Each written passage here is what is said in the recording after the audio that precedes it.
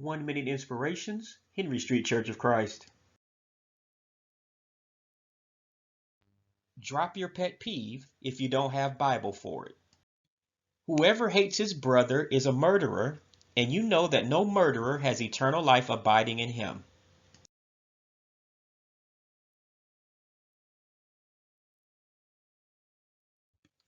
Pet peeves are things that people do that annoy us. For example, someone may be irritated by another person who speaks too loudly.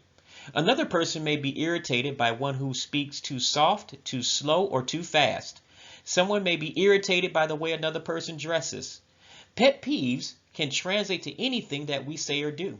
Thus, if we live by all of our pet peeves, we would reject many good people in our lives unnecessarily.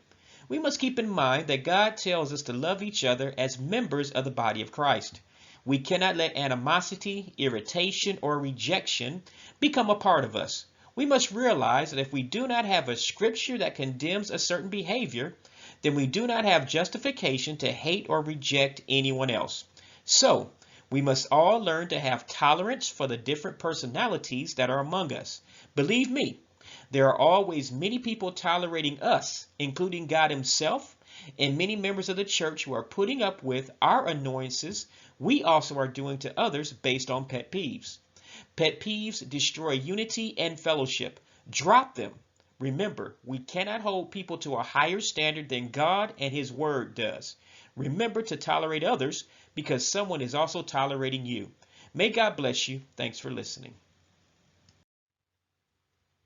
This is a ministry of the Henry Street Church of Christ.